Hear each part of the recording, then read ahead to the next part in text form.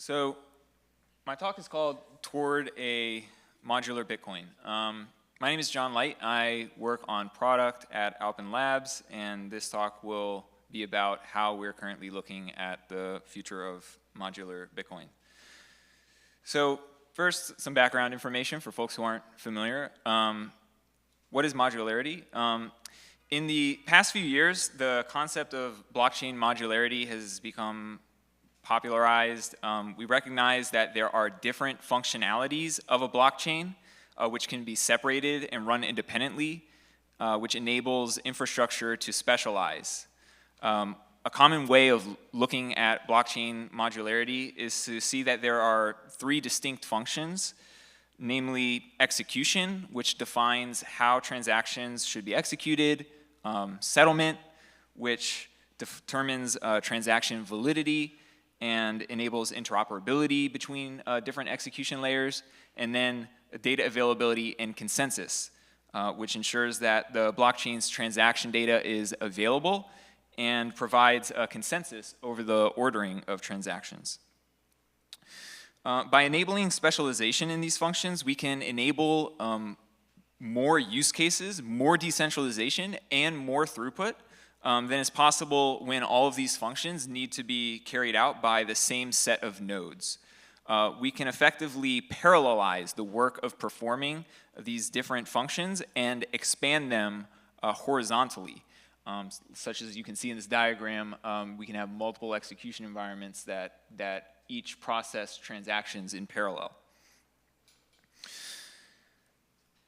Using Bitcoin as one of the layers in a modular stack does pose unique challenges.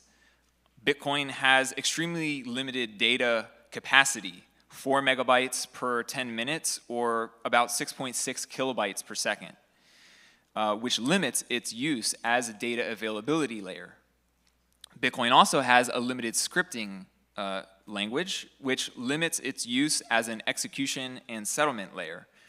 And then finally, Bitcoin also has relatively long block times, which limits its usability for applications that rely on lower latency. We've all probably had the experience of sitting, looking at our wallet, waiting for a transaction to get confirmed, only for the Poisson gods to curse us with a block that takes over an hour to confirm. However, Bitcoin does have one thing that is extremely valuable and no other blockchain has, which is BTC, the asset. As the value and number of BTC holders has grown, we've also seen a growing desire to use BTC in new ways that are not possible on the Bitcoin main chain. This has led to a Cambrian explosion in experiments with new protocols built on and around Bitcoin that interoperate with BTC in various ways. Among these experiments are the developments of modular execution chains that use BTC as the asset, Bitcoin for settlement, data availability, and consensus, motivated by a desire for a stronger BTC bridge, as well as Bitcoin-grade data availability and reorg resistance. We commonly refer to these kinds of execution chains as Bitcoin rollups. As one of the companies that is building a Bitcoin rollup, Alpin Labs has to deal with all of the challenges that I mentioned earlier that are associated with building Bitcoin in the modular stack. At a high level, this is how we are currently thinking about how to deal with these challenges.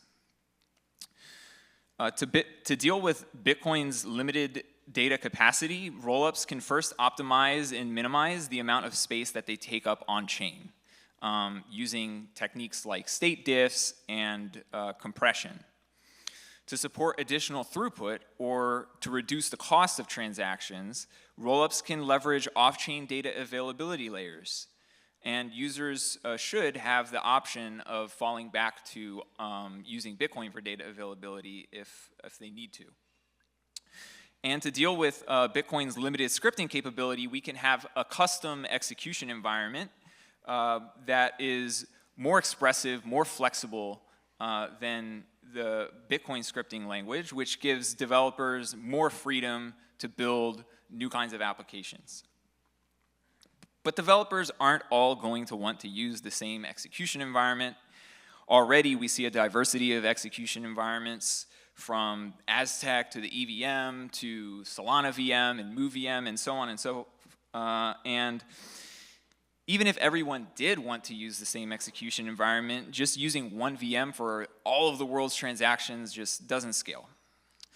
So taken together, this implies the need for multiple execution environments. However, this presents yet a new challenge, which is that Bitcoin's limited scripting capabilities limit how these execution environments interoperate. The latency of trustlessly sending transactions from one chain to another using a state-of-the-art optimistic bridge can be several days. So to solve this, what we can do is we can add a more capable layer that sits between Bitcoin and the execution layers, which provides the connective tissue that's required for faster, secure interoperability. Technically speaking, as part of the modular stack, this would be another settlement layer, but we can, since we're using it primarily for interoperability, we're just going to call it the interoperability layer here. And we can imagine this working along similar lines as something like Polygon Ag Layer or Matter Labs' elastic chain concept, where we use validity proofs to enable secure interoperability. And with this new layer, the execution environments can then securely pass messages between each other at the speed of a single block confirmation. You don't have to wait for the full, optimistic bridge like 7 days or however it's parameterized.